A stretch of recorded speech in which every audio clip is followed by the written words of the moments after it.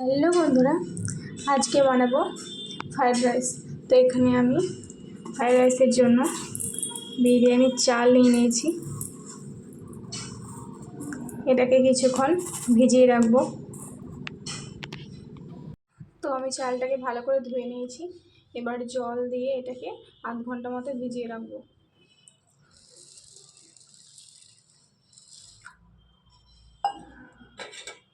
তো এখানে দেখতে পাচ্ছ ফ্রাইড রাইসের জন্য আমি একদম সব কিছু সবজি কাটাকাটি করে নিয়েছি। এখানে ক্যাপসিকাম, গাজর, এখানে বিনস, আমি সব কিছু, এর পাশে এটা টমেটো আছে, ওটা অন্য তরকারির জন্য।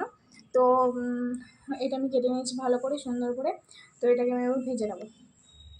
এদিকে চালটাও আমার ভিজে গেছে, তো আমি ভাতটা বসিয়ে নেব। এই জলটা গরম হয়ে গেছে, আমি দারচিনি আর এলাচ দিয়ে দিচ্ছি, আর দিচ্ছি একটু সাদা তেল,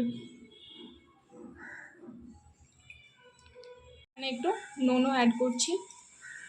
কিন্তু একদম গরম হয়ে গেছে, এবার চালটা দিয়ে দেবো। এই যে ভিজিয়ে রাখা চাল, এটা দিয়ে দেবো।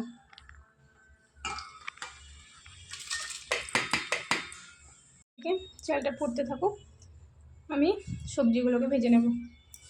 প্রথমে কড়াইটা তেতে গেছে, এবার আমি একটু সাদা তেল দিয়ে দিচ্ছি, আর দেবো একটু ঘি।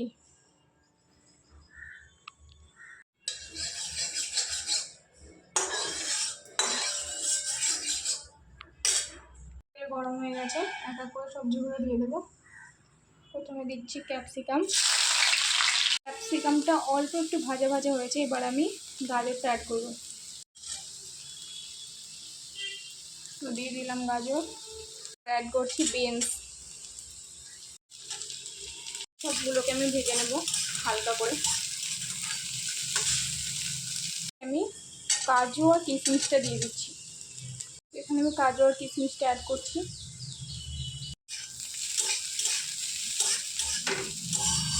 সবগুলো একসঙ্গে ভাজা ভাজা হয়ে যাবে।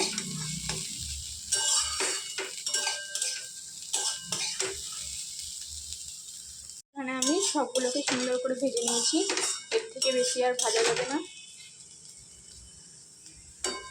তো ভাজা হয়ে গেছে, পরের স্টেপ। তো এখানে আমাদের ফ্রাইড রাইস একদম রেডি। তো চলো দেখা হচ্ছে পরের ভিডিওতে। টাটা। তো এদিকে ভাতটা একদম রেডি হয়ে গেছে, এটার মাছ ঝরিয়ে নেব। একদম রেডি।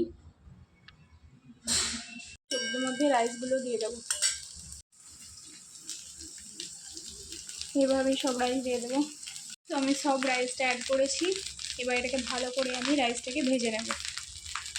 রাইসটা আমি ভালো করে ভেজে নিয়েছি, এবার আমি চিনি অ্যাড করব। আমি 1 কাপ চিনি নিয়েছি, এটা দিয়ে দেবো।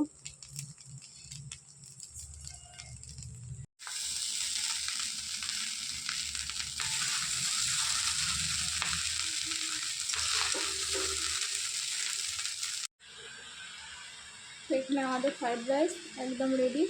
তো চলো দেখা হচ্ছে পরের ভিডিওতে। টাটা।